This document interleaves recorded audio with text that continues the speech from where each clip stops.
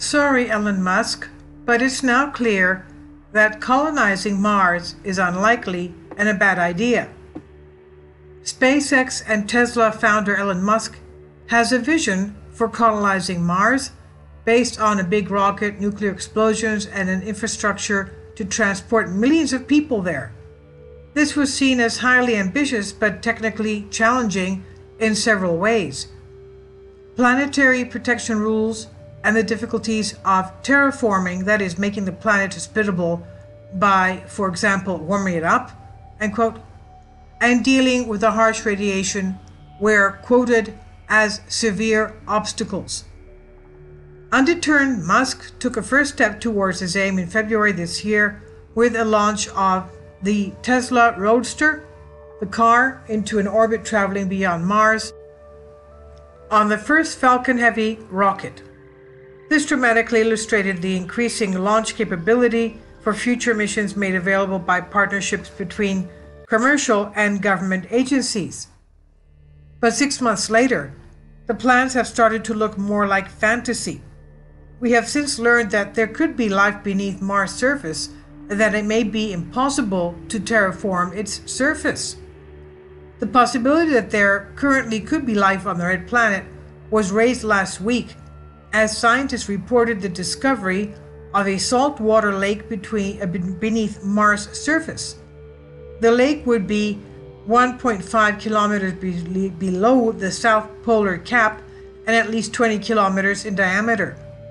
This was found from analysis of subsurface radar data from the Mars Express spacecraft.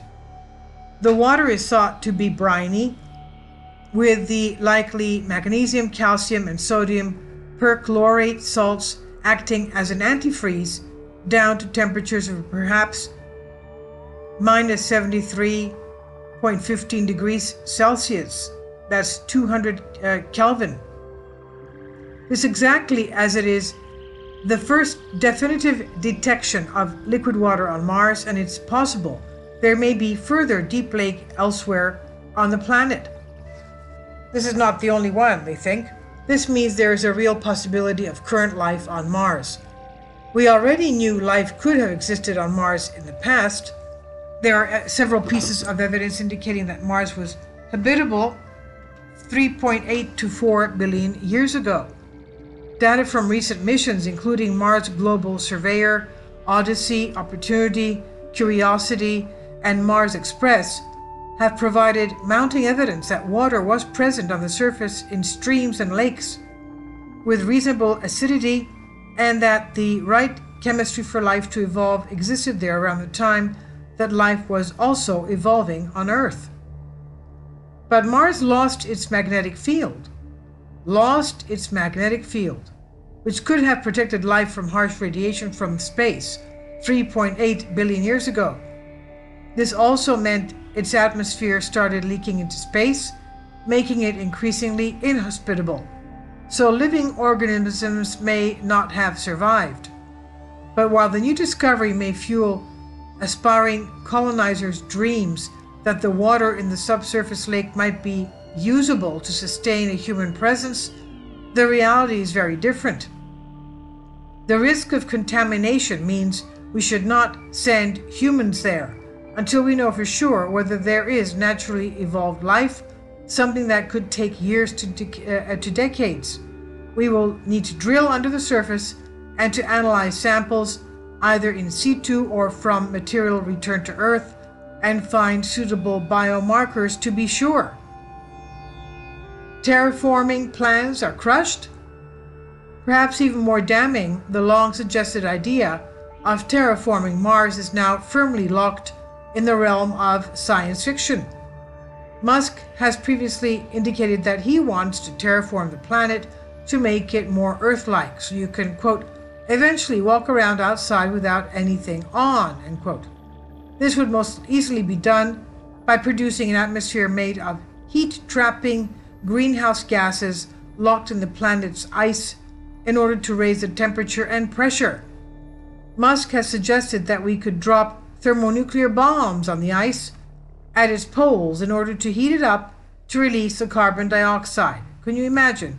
Thermonuclear bombs. In other words, you're going to irradiate the planet for billions of years. So how will people be able to live there? That's just my comment. But anyway, going back to the article. But according to the new study published in Nature Astronomy, Mars has lost so much of its potential greenhouse gases to space over billions of years that there is now no possibility of transforming the remaining atmosphere into breathable one with available technology. So, okay, even if you do thermal bomb the poles in order to, on the ice, at the poles in order to heat up and release carbon dioxide, as Elon Musk was suggesting, you still don't have the magnetic field on the planet. So you would still lose the atmosphere you tried to create. Going back to the article. The study is based on measurements of the recent escape rate of gases to space measured over the last 15 years by Mars Express and the last 4 years by MAVEN. This can tell us how much effective greenhouse gases, carbon dioxide, and water are available at Mars. The measurements, combined with knowledge of the inventories of carbon dioxide and water on Mars from recent space missions, show that greenhouse gases locked in the ice caps are not enough to provide the necessary heating. So there you go, it's not enough. More may be available deep within the planet's surface, but extracting that is well beyond today's technology. Also, the temperature is still being lost due to the lack of, as we said, magnetic field. So they're referring to it here again. So that would need to be somehow slowed to maintain any changes achieved by terraforming. This means that potential explorers would need to use heavy, airtight walls, roofs, or buildings to provide the right atmosphere and the required screening from cosmic radiation. So yeah, you don't have magnetic field, you also have cosmic radiation bombarding the planet. So how could, even if you had an atmosphere, you still have the cosmic radiation bombarding you? Now, while Musk, it says here, while Musk may be disappointed by these new results, most Mars scientists are breathing a sigh of relief. There may be present or past life on Mars, and we can now focus on finding it. We will be searching for signs of life with the ESA Russia ExoMars 220 rover, and the NASA Mars 220 mission will gather samples for eventual return to Earth-bound laboratories by around 2030. The results of all this may tell us if there was, is, or could be life elsewhere. In our solar system, the best targets are Mars, Saturn's moons Enceladus, and Jupiter's moons Europa and Titan. And these just hint of the potential for life on the many planets beyond our own solar system. Mars is bright in our skies this week, the brightest since 2003. The red planet is never far from our thoughts, whether as a potential cradle for life beyond Earth or as a target for humans in the future. We live in exciting times when it comes to space exploration.